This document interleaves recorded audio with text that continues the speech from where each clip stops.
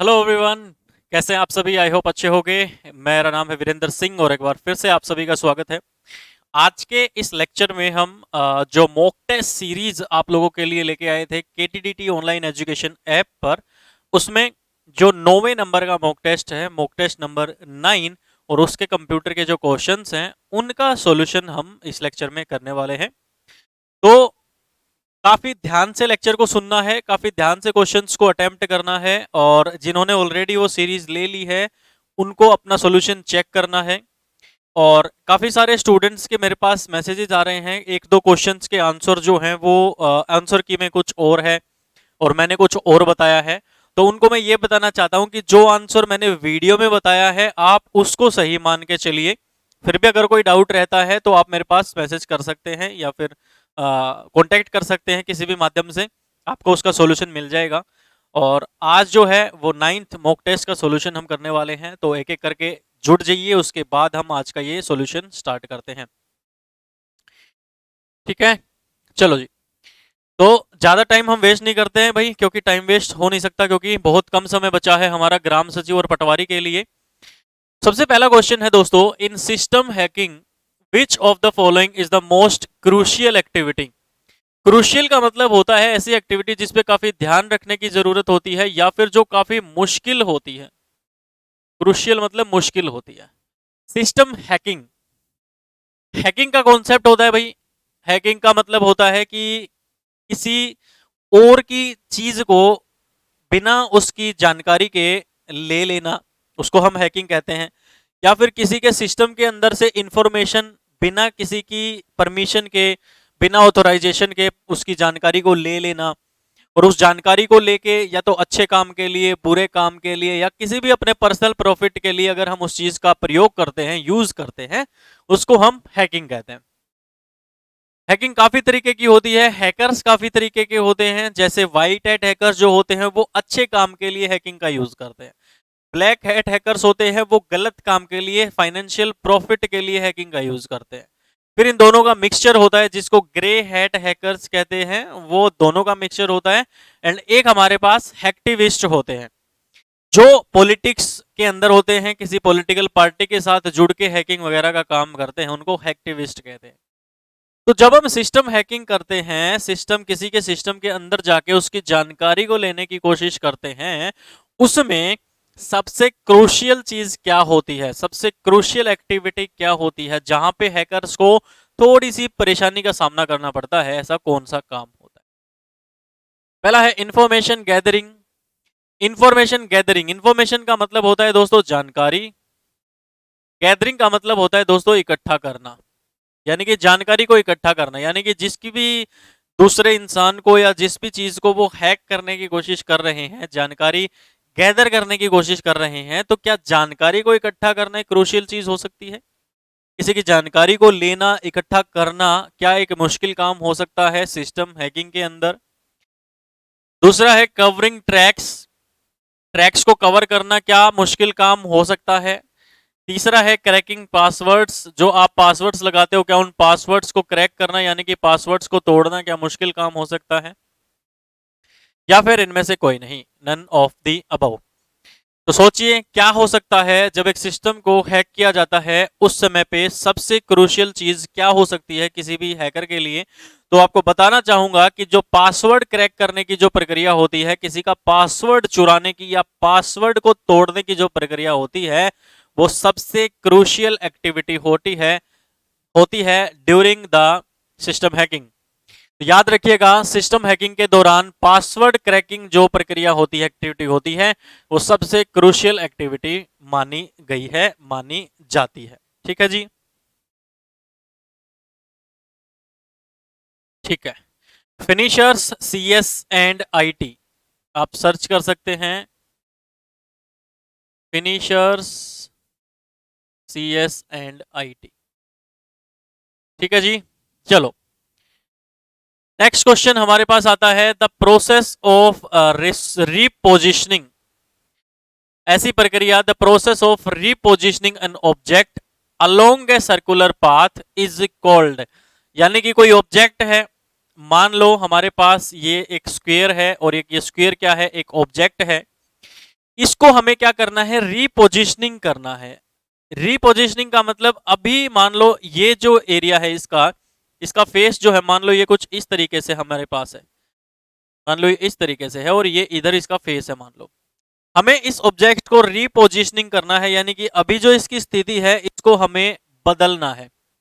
और कैसे बदलना चाहते हैं हम इसको, अलोंग ए सर्कुलर पाथ, यानी कि गोलाई में इसको हम बदलना चाहते हैं। यानी कि मान लो हमारे पास ऐसा कोई एक इमेज है, ये हमारे पास कोई फेस है, ऐसी कोई इमेज है, इसको हम ऐसा करना चाहते हैं।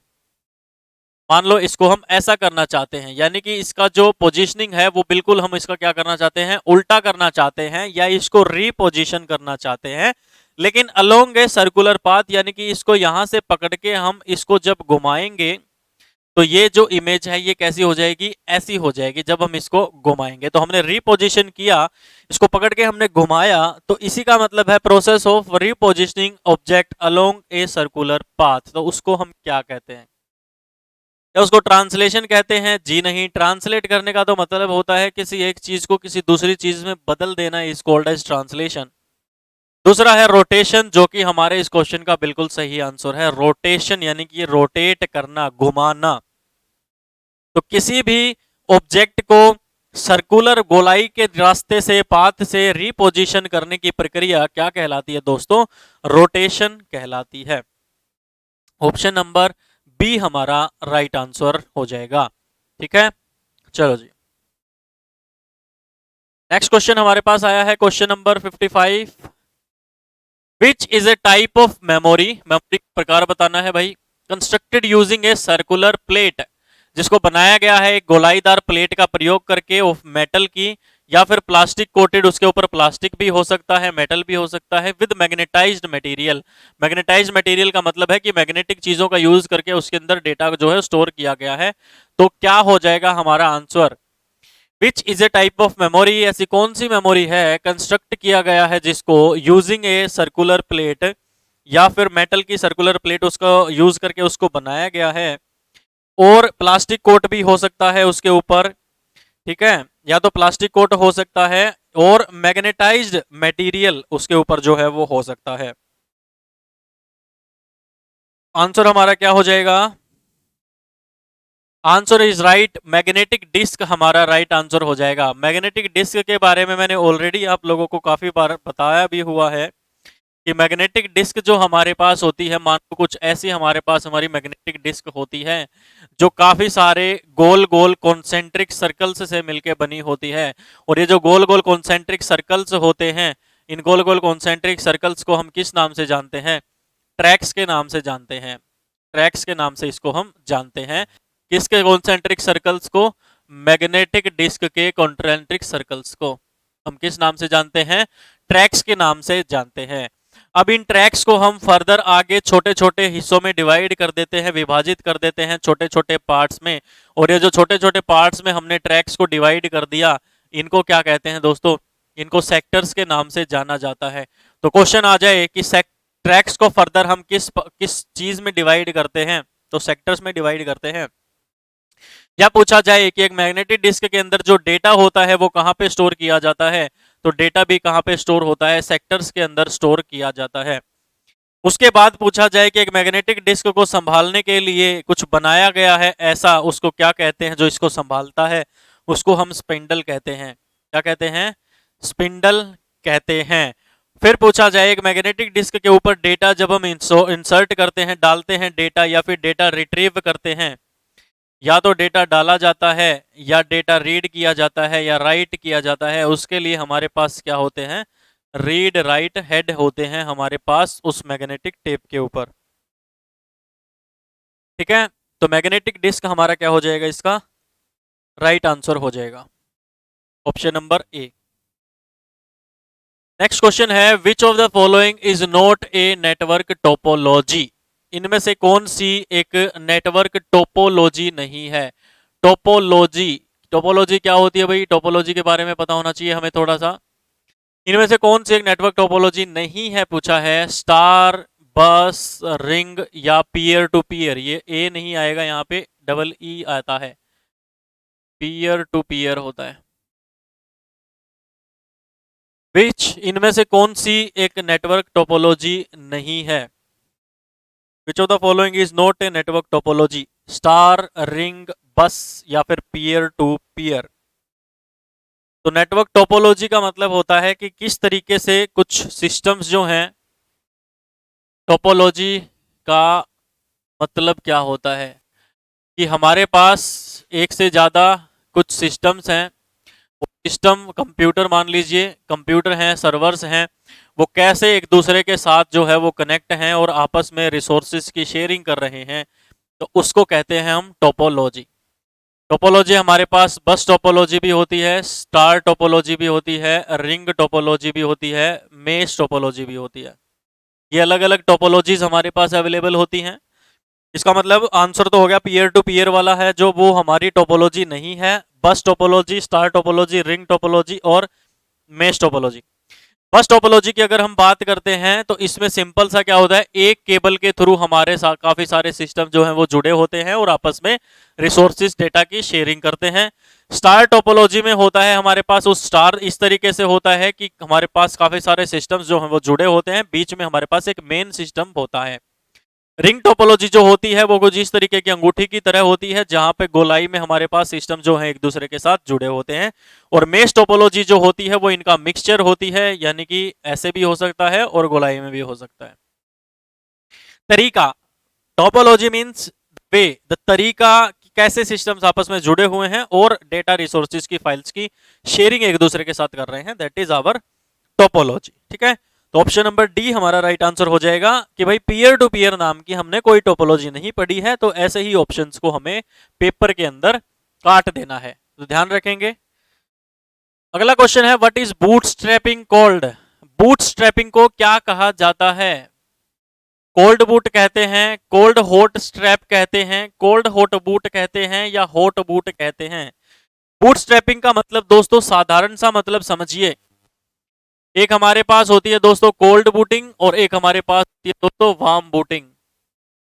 जब हमारा कंप्यूटर शुरू से आप जब उसके अंदर बिजली प्रवाहित करते हैं, बिजली ट्रांसफर करते हैं, तब से लेके यानी कि ऑफ से लेके जब हमारा कंप्यूटर ऑन होता है तब से लेके तब तक क्या होता है, बूटिंग प्रोसेस जारी रहती है। दो तरीके की बूटिंग होती है, कोल्ड बूटिंग होती है और वार्म बूटिंग होती है। कोल्ड बूटिंग का मतलब है कंप्यूटर हमारा ऑन स्टेट में है, सॉरी ऑफ स्टेट में है हमारा कंप्यूटर, और हम नॉर्मल तरीके से उसको ऑन कर रहे हैं। और एक का मतलब होता है कि हमारा कंप्यूटर ऑन है, काम चल रहा है, और हम रीस्टार्ट का बटन दबा देते हैं और कंप्यूटर को क्या कर देते हैं, बंद कर देते हैं। तो ये होती है हमारे पास बूटिंग। और क्वेश्चन में पूछा है कि कौन सा इसमें से बूटस्ट्रैपिंग का मतलब है, तो कोल्ड बूटिंग, हमारा बूटस्ट्रैपिंग को कोल्ड बूटिंग भी बोला जाता है। ऑप्शन नंबर ए हमारा इसका क्या हो जाएगा, राइट आंसर हो जाएगा। ठीक है जी, चलें आगे, आ जाओ भाई नेक्स्ट।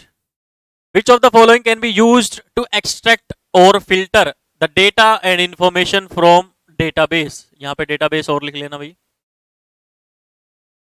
कौन सा ऑप्शन ऐसा है जिसका प्रयोग किया जाता है टू एक्सट्रैक्ट? एक्सट्रैक्ट का मतलब होता है दोस्तों निकालना, एक्सट्रैक्ट मतलब निकालना, और फिल्टर मतलब छानना। कौन सा ऑप्शन है जो यूज किया जाता है, प्रयोग किया जाता है निकालने के लिए या छानने के लिए? डेटा को या इंफॉर्मेशन को निकालना है या छानना है डेटाबेस के अंदर से। हमारे पास हमारे गांव के कुछ लोगों का डेटा है, कितने लोगों की शादी हुई है, कितने लोगों की शादी नहीं हुई है। हमें पता लगा जिनकी हुई है वो सरकारी नौकरी पे थे, जिनकी नहीं हुई है वो कुछ नहीं कर रहे थे, इसलिए उनकी शादी नहीं हो रही थी। तो हमें डेटा छानना है कि कितने लोगों की सरकारी नौकरी है, कितने लोगों की सरकारी नौकरी नहीं है। तो पता करने के लिए हम सिंपल सी बात है, जिनकी शादी हो चुकी है वो सरकारी नौकरी पे थे हरियाणा के अंदर, और जिनकी शादी नहीं हुई है मतलब वो प्राइवेट पे है, या तो हमारे जैसे या फिर उनका सिस्टम बनानी है बात कहीं। ठीक है, तो एक्सट्रैक्ट करना या छानना डेटा को डेटा वेयर हाउस या डेटा बेस के अंदर से, उसको क्या कहते हैं? डेटा रेडुंडेंसी कहेंगे, डेटा रिकवरी टूल कहेंगे, या डेटा माइनिंग कहेंगे? Which of the following can be use to extract, या फिर एक्सट्रैक्ट करना है या फिल्टर करना है डेटा या इंफॉर्मेशन को डेटाबेस के अंदर से, उसको क्या कहते हैं? तो दोस्तों उसको होते हैं माइनिंग। माइनिंग जैसे सुना होगा, माइन होती है, खदान होती है काफी सारी, कोयले की खान होती है, खदान होती है, जिसमें से कोयले को निकाला जाता है। तो कोयले को क्या करते हैं, वो एक्सट्रैक्ट करते हैं और फिर काफी सारा कोयला निकलता है, उसके अंदर से अच्छे कोयले को क्या कर लेते हैं, फिल्टर कर लेते हैं। तो इससे रिलेट करके रख लेना भाई, गांव में या तो किसी की शादी हुई है या किसी की शादी नहीं हुई है वो सरकारी वाले हैं, हमने सरकारी और प्राइवेट वालों में से एक्सट्रैक्ट करके सरकारी वालों का डेटा निकाल लिया। ऐसे आप याद रखते हो, डेटा माइनिंग हमारा क्या हो जाएगा, राइट आंसर हो जाएगा। ठीक है जी, चलो नेक्स्ट क्वेश्चन हमारे पास आया है, इन रिलेशनल डेटाबेस, रिलेशनल डेटाबेस की बात हो रही है, यानी कि ऐसा डेटाबेस जहां पे टेबल्स का प्रयोग करके डेटा को स्टोर किया गया हो, उसको क्या कहते हैं, रिलेशनल डेटाबेस मॉडल कहते हैं। ठीक है, तो रिलेशनल डेटाबेस में हर एक जो टपल होता है, टपल मैंने बताया था, हम हमारी जो रो होती है उस रो के अंदर जो हमारे पास अलग अलग एंट्री हम करते हैं उनको क्या कह सकते हैं, टपल कह सकते हैं। टपल या फिर रो कह सकते हैं, या फिर हम क्या कह सकते हैं, इसको रिकॉर्ड कह सकते हैं, क्योंकि जो एंट्री आप करोगे वो क्या होगा, रिकॉर्ड होगा। तो रिलेशनल डेटाबेस में जो हर टपल होता है उसको विभाजित किया जाता है, डिवाइड किया जाता है फील्ड्स के अंदर, उनको क्या कहा जाता है। तो मान लो हमारे पास एक ये रो है टेबल के अंदर, ठीक है, ये कॉलम है और ये रो है। तो हर एक जो रो है इसमें बोला गया है, हर एक जो टपल है उसको डिवाइड किया गया है अलग अलग फील्ड्स के अंदर, अलग अलग फील्ड्स के अंदर उनको क्या कहा जाता है, क्या क्वेरीज कहेंगे, क्या सोमेन्स, यहाँ पे सोमेन्स नहीं आएगा दोस्तों, यहाँ पे डोमेन आएगा। क्या क्वेरी कहेंगे, क्वेरी का मतलब होता है किसी डेटाबेस के अंदर से क्वेश्चन पूछना, किसी डेटाबेस के अंदर से कुछ भी हम पूछ रहे हैं कि भाई इतने इन डेटा के अंदर से हमें ये जानकारी चाहिए, it means we are asking a query, हम क्वेरी पूछ रहे हैं, उसको क्वेरी कहा जाता है। डोमेन, रिलेशन का मतलब तो होता है टेबल। तो दो ऑप्शन तो हमारे कट ही गए, क्वेरी और टेबल तो होगा ही नहीं, ऑल ऑफ दी अबव भी कट गया, तो एक ही ऑप्शन बच गया डोमेन। इसका मतलब याद रखना कि किसी भी रिलेशनल डेटाबेस में जहां पे टेबल्स की मदद से डेटा को मेंटेन किया गया हो, उसके अंदर जो हमारे टपल होते हैं उनको अलग अलग फील्ड के अंदर डिवाइड किया जाता है, विभाजित किया जाता है, उनको क्या कहते हैं, डोमेन कहते हैं। क्या कहेंगे उनको, उनको कह देंगे हम डोमेन कह देंगे। ठीक है जी, डोमेन हो जाएगा। चलो जी, चलो जी नेक्स्ट क्वेश्चन हमारे पास, question number 60, what is the value of last column in MS Excel. MS Excel के अंदर हमारे लास्ट कॉलम की वैल्यू क्या होती है, क्या उसको एक्सपीडी कहते हैं, एक्सएमडी कहते हैं, एक्सएफडी कहते हैं, या पीएक्सडी कहते हैं।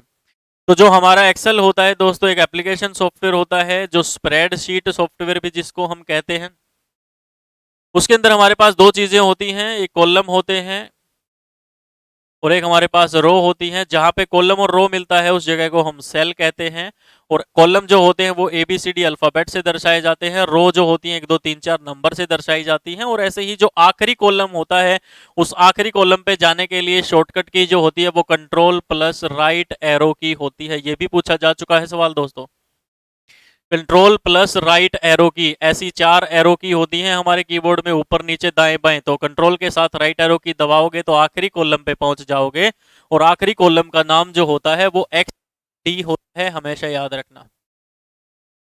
XFD is the last column name of an MS Excel, of MS Excel।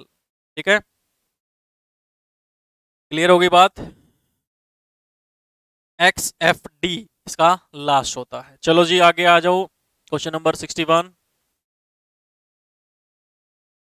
What is the shortcut key to use thesaurus tool in MS word. MS word के अंदर थिसेरस टूल मैंने उस दिन भी आप लोगों को दिखाया था, बताया था थिसेरस टूल का यूज क्या होता है। एक बार फिर से मैं दिखा देता हूं थिसेरस टूल का यूज हम कैसे करते हैं, कहाँ कैसे क्या होता है, तो एक बार फिर से देख लीजिए। एक मिनट, हम MS वर्ड ओपन करते हैं, अरे RD हो गया ना, चलो जी, ये MS वर्ड ओपन हो गया हमारे पास, और हम जाएंगे कहाँ पे, रिव्यू टैब के अंदर गए हैं भैया। रिव्यू टैब के अंदर जाना है। MS वर्ड में पूछा जा सकता है कि जो थिसेरस टूल होता है वो कौन सी टैब के अंदर होता है, तो रिव्यू टैब में होता है। और रिव्यू टैब के अंदर ये थिसेरस का टूल और स्पेलिंग और ग्रामर का टूल तीनों दोनों एक साथ होते हैं। थिसेरस टूल के ऊपर क्लिक किया है मैंने, तो देखो इधर एक हमारे पास कुछ डायलॉग बॉक्स ओपन हुआ है, थिसेरस का डायलॉग बॉक्स ओपन हुआ है। अब कभी कभी क्या होता है कि जब हम वर्ड के अंदर कोई भी काम कर रहे होते हैं तो हम किसी वर्ड पे अटक जाते हैं। जैसे मान लो हम कोई वर्ड हमारे सामने आ गया, हेलो वर्ड सामने आ गया, और हम चाहते हैं कि किसी के पास हेलो ना भेज के हम हेलो की जगह पे कुछ और पे हम लिख दें, या इस हेलो की जगह पे कुछ और हम यहाँ पे यूज करें। तो उसके लिए हमने सोचा कि क्यों ना हमारे पास कुछ ऐसा हो जिसकी मदद से इस हेलो से जुड़े हुए कुछ शब्द हमें मिल जाएं। तो हम थिसेरस टूल का यूज करते हैं, और फिर हम यहाँ थिसेरस के अंदर आके क्या करते हैं, यहाँ पे हम हेलो टाइप करते हैं, और फिर हम सर्च पे दबाते हैं। तो हेलो से जुड़े हुए जितने भी शब्द हमारे पास होंगे वो आ जाएंगे हमारे पास, कि हेलो से के अलावा हम और क्या क्या यूज कर सकते हैं। ठीक है, तो ये है आपका थिसेरस टूल, जिसकी शॉर्टकट की होती है शिफ्ट के साथ F7।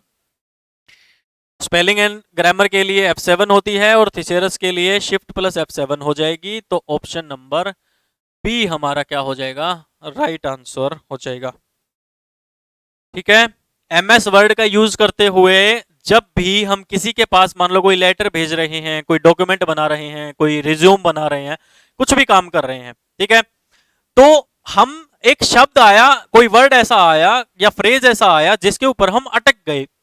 हमें लगा कि यार या तो ये हमें समझ नहीं आ रहा क्या है, या फिर हमें इसकी जगह पे कुछ और लिखना चाहिए। तो हम शिफ्ट प्लस F7 करेंगे, या रिव्यू टैब के अंदर जाके थिसेरस टूल को यूज करेंगे, उसके अंदर उस शब्द को लिखेंगे, तो उस शब्द से जुड़े हुए जितने भी सिनोनियम समानार्थी शब्द होंगे वो आ जाएंगे, और वहां से फिर आप शब्द चूज करके वहां पे पेस्ट कर सकते हो। ये यूज होता है हमारे थिसेरस टूल का। ठीक है, चलो क्वेश्चन नंबर 62। इसलिए मैं कहता हूं कि MS ऑफिस जो है ना वो पूरा का पूरा प्रैक्टिकल करने का कॉन्सेप्ट है दोस्तों। MS ऑफिस के शॉर्टकट कीज हो गई, MS ऑफिस का कोई भी क्वेश्चन हो गया उसको रट्टा मत मारो, क्योंकि पेपर में तुमसे वो डायरेक्ट ये नहीं पूछेगा कि थिसेरस की शॉर्टकट की क्या होती है। पहली बात तो थिसेरस पता होना चाहिए कि होता क्या है, दूसरी बात यूज करना भी आना चाहिए कि यूज कैसे करते हैं, तीसरी बात अगर शॉर्टकट की का रट्टा मार रहे हो तो उससे पहले उसको, या तो अगर तुम्हें कोई टीचर मिल रहा है, कोई प्लेटफॉर्म ऐसा मिल रहा है, जैसे मैं कोशिश करता हूं हमेशा प्रैक्टिकल कराने की, तो कर लो, अच्छी बात है। नहीं मिल रहा तो फिर भी आप एक बार जो क्वेश्चन MS ऑफिस से जुड़े हुए जो क्वेश्चन होते हैं उनको आप इंटरनेट के ऊपर वैसे कोई यूट्यूब के ऊपर कोई वीडियो देख लिया करो उससे जुड़ी हुई, जिससे आपको वो कॉन्सेप्ट हमेशा के लिए दिमाग में बैठ जाए। HSSC क्वेश्चन कैसे पूछता है कि if a user stuck in between writing a document in a particular word then what kind of tool he can use. ऐसा क्वेश्चन आया था ग्राम सचिव में, या को पीछे का एग्जाम होता उसमें आया था। बच्चे परेशान कि यार ऐसा क्या होता है, ऐसा क्या होता है, क्योंकि बच्चों ने तो रट्टा मारा हुआ था थिसेरस शिफ्ट प्लस F7, थिसेरस कंट्रोल-C कंट्रोल-V, और वहां पे जाके फिर फंस गए। तो इसलिए प्रैक्टिकल चीजों को समझना बहुत जरूरी है, खास तौर पे MS ऑफिस तो आपको पूरा का पूरा प्रैक्टिकल आना चाहिए। चलो, the term SQL stands for, SQL का क्या मतलब होता है, तो SQL का मतलब होता है दोस्तों structure query language. Option number ए इसका एक राइट आंसर होता है, ऑप्शन नंबर ए। SQL का यूज डेटाबेस पे काम करने के लिए किया जाता है, ये याद रखना है आपको। ठीक है, तो भाई ऑप्शन नंबर ए हमारा क्या हो गया, राइट आंसर हो गया। तो ये था आपका मॉक टेस्ट नंबर 9 का सॉल्यूशन। उम्मीद है सारा समझ में आ गया होगा, सारे क्वेश्चन समझ में आ गए होंगे, और ऐसे ही बेहतर तरीके से अपनी तैयारी को जारी रखिए। पटवारी के एग्जाम में बिल्कुल फोड़ना है, और नौकरी इस बार लेनी ही लेनी है, और आप सभी को best of luck. Next class में मॉक टेस्ट 10 का सॉल्यूशन करेंगे, और फिर हमारे बचे हुए जो मॉक टेस्ट हैं उनका सॉल्यूशन भी आपको जल्दी ही मिल जाएगा। ठीक है, और एक बार फिर से अगर ये मॉक टेस्ट अगर आप तक बाय नहीं किए हैं तो आप KTDT ऑनलाइन एजुकेशन ऐप पे जाके मॉक टेस्ट सीरीज को बाय कर सकते हैं, और ऐसे ही बेहतर तरीके से आपकी तैयारी को कर सकते हैं। ठीक है, चलो जी, धन्यवाद, थैंक यू सो मच, जय हिंद।